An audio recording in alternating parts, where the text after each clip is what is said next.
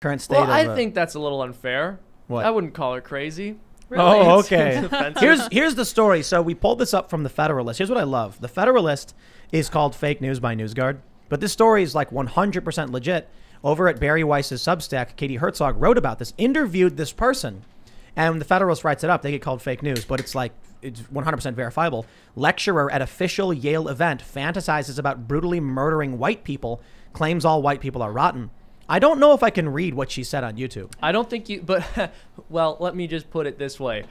It's not something somebody should be able to get away with saying on a college campus, considering the environment we're in politically, and also the fact that there have been mass shootings in educational settings repeatedly. It's kind of a horrible theme. How much can we divulge about what she said here? I'll paraphrase. Okay. She said she wanted to take a weapon and unload it on any random white person she saw. She fantasizes about this. Yes. And I'm like, that is not well. And then she goes on to say that I think she said something like white people like lie about food. She said we're deranged. Yeah, she said. She said after making this quote, which I will not repeat because I might botch it and get us demonetized, that white people are deranged. And her talk was on the psychopathic problem of the white mind. So I don't know what they expected her to say. Is that actually the name that was of the her title. lecture? The psychopathic problem of the white mind. I don't know what they thought she was going to talk about or what she was going to say, but yes, it did involve using a weapon, using a weapon against the head, placing it to the head of a person, and I'm not sure how much more I can say without getting you in trouble here, Tim. In an official lecture called "The Psychopathic Problem of the White Mind," given by Aruna Kilanani.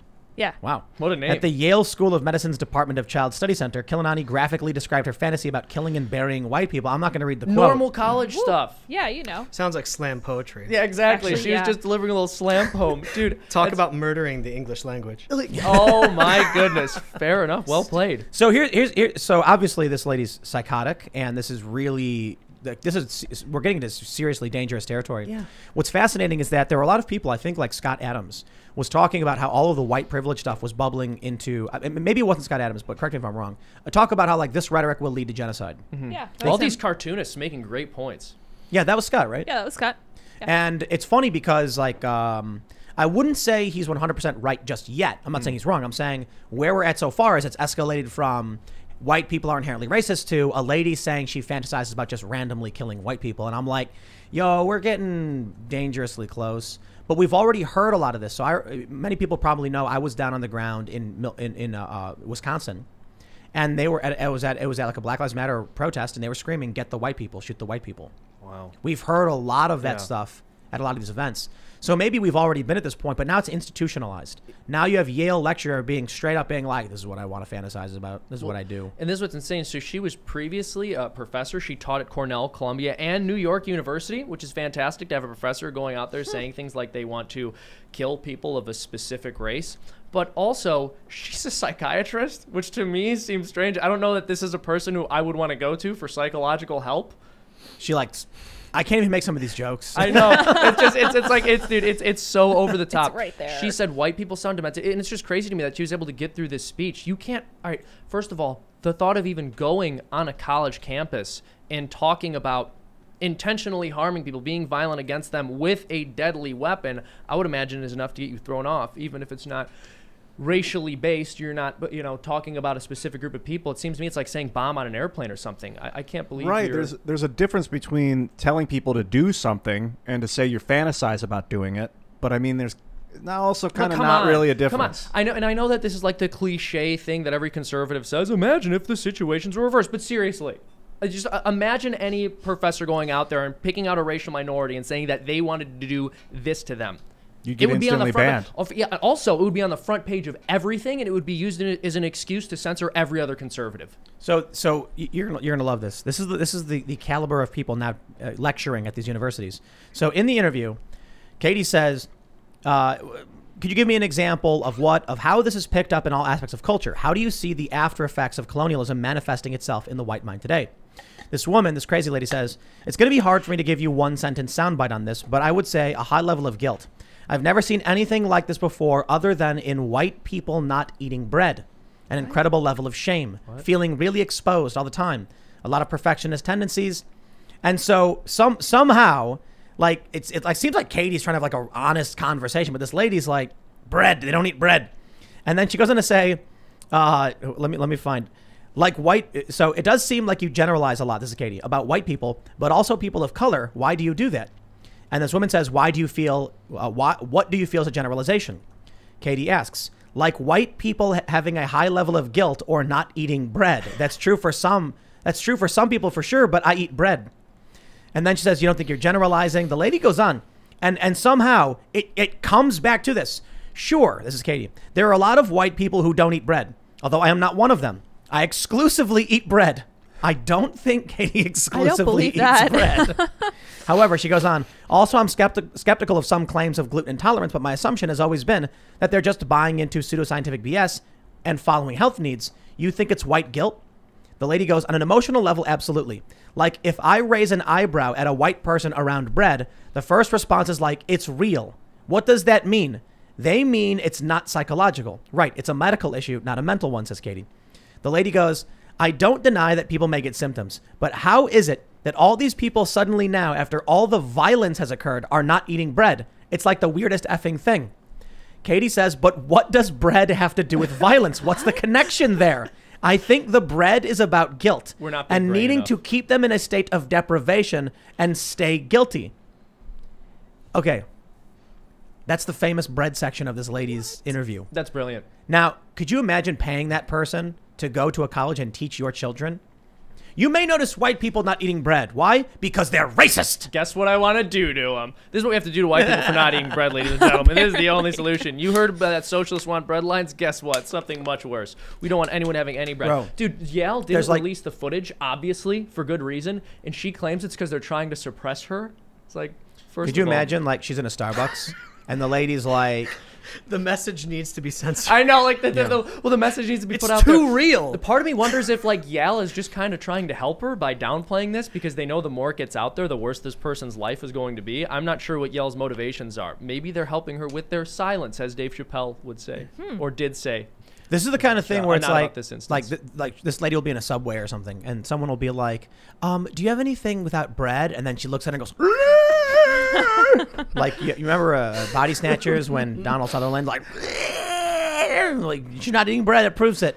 I thought Ibram X. Kendi's thing was crazy when he was like denying racism is proof of racism. I was like, well, that's nuts. Now we've got. I'm sorry, this is crazier. If you don't eat bread, you're racist. I just So realized I have to eat bread. Also, I'm black. Wait a second. Okay, so I coming over here driving right. I had in my car cold cuts, pastrami. Turkey, listen, in a Ziploc bag, and I'm reaching into the Ziploc bag with my bare hands and eating the cold cuts, no bread.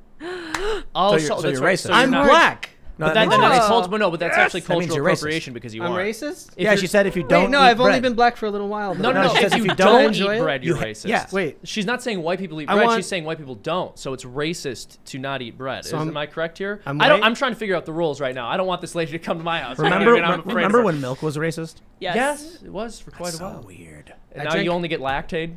Well, it's because Asian people don't drink milk, I guess. Black people don't either.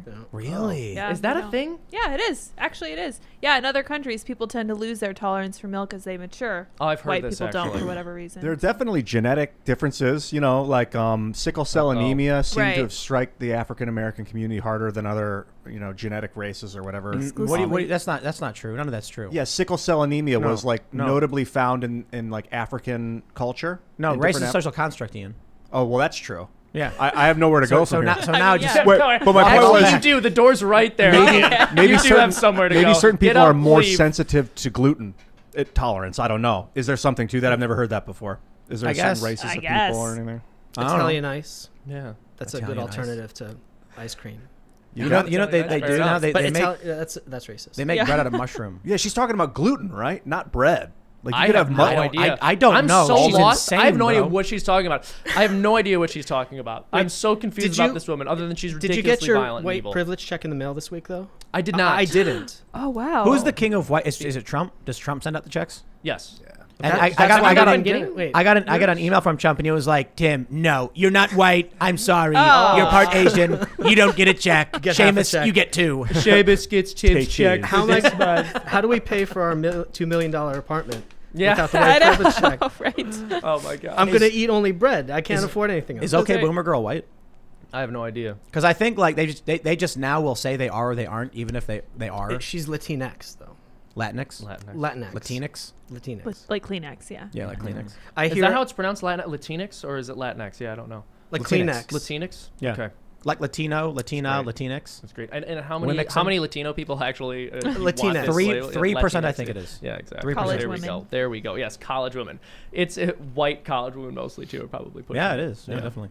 Everything has to be cleansed, including language. Yep. They love it when you cleanse their language. Yeah, when you yes, exactly. See, yes, people from other cultures love when white people come around and tell them that their culture is actually true. insensitive. I have my Latinx friends that I have to go over to their house and just like, hey, I heard you talking. Yeah. In I don't- your fake language that's not real anymore. But hold on. Like, where is the person just kind of roll with this to like go to one of these meetings or hang out with some woke people and just absolutely play into it? Oh, that was So- what art school was for me too. So when they say like Latinx, you go, oh, honey, no, we don't say Latinx anymore because it's not inclusive of I don't know, name X group, Something. and be like, so now we say Latini. Yeah, and then what are they going to say to you? They're going to Sounds be like a like, drink. oh yeah, no, we you don't want to be a racist, do you? Yeah, exactly. Like, how come no one does that? Just goes in there and just maybe that's what's happening.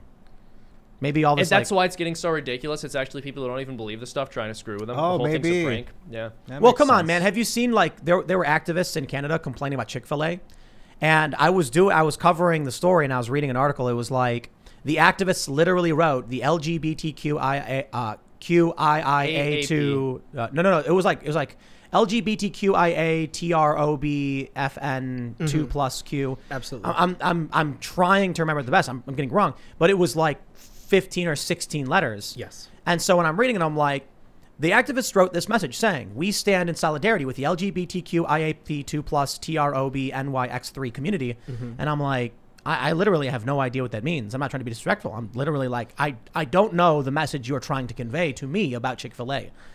There's too many letters there. You gotta learn the Right. code. And then there's another one. There's another code that's like trans-indigenous. Oh my gosh. Yeah, trans-indigenous people of color and like other.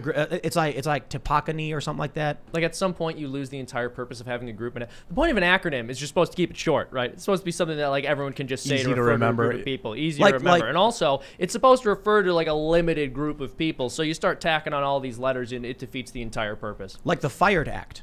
That one was Fauci incompetence requires early dismissal. Like, Yes. that's brilliant. Excellent. Yeah. Fire the guy. Yeah. Yeah, but that's why I'm confused, because I wonder why it is people don't speak up and just say outright like this is like not communicable. You know what I mean? Like, I don't know what it is you're conveying. Oh, they're scared. All of them are scared. That's the thing, too. I wonder how many of them actually believe this, because I met a number of people. Again, I was sort of joking earlier about art school, but I met a number of people who, behind closed doors, wouldn't say all this far left stuff. In fact, they would agree with me that the left has gone off the deep end. A lot of the other students were really too far to the left and made them feel uncomfortable to voice their own opinions. But and then I guess I ended up wondering, is that really true, or do you just kind of say whatever the group is saying, and so now that you're around me, you're saying something you think I might agree with? It's hard to know, but I imagine there's a large number of these people who do think it's way over the top, who do think it's a little silly. Maybe they believe in the cause, but they think all these extra letters are ridiculous, but they're just not going to say it because they're terrified. Well, you know what'll happen if these people do?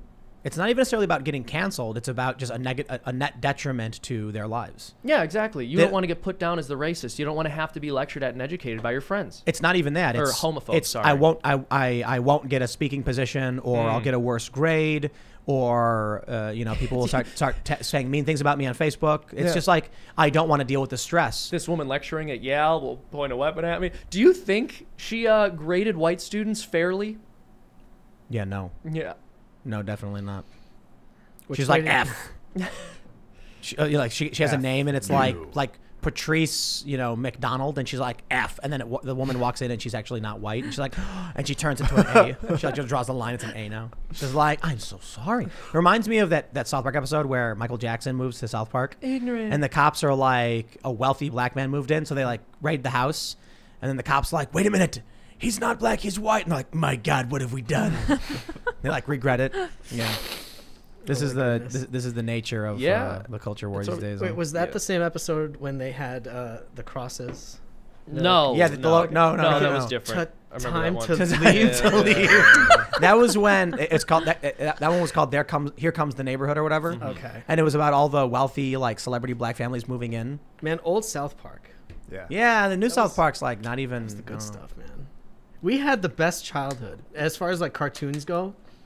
I wasn't allowed to watch that stuff, man. I don't know whose childhood you're talking about. 90s babies. What were the I was a- raciest cartoons you saw?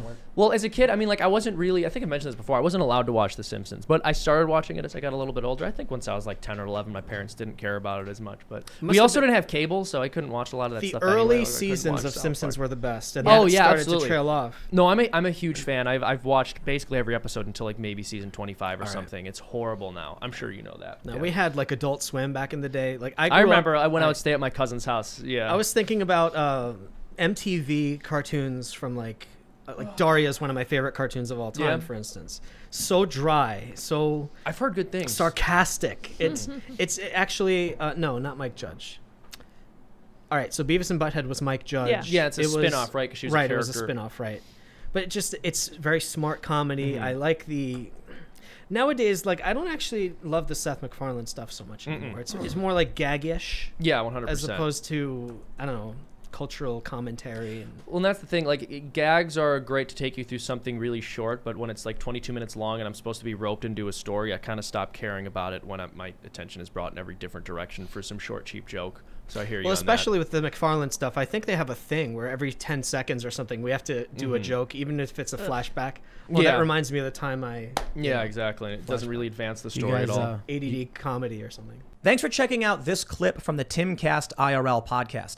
If you want to see the full show, come back to this channel, youtube.com/TimcastIRL, Monday through Friday at 8 p.m., where you can leave comments and super chat, and we actually will read your comments on the show.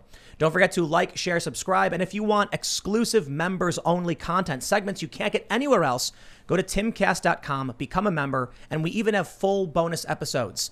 Thanks for hanging out, and we'll see you all next time.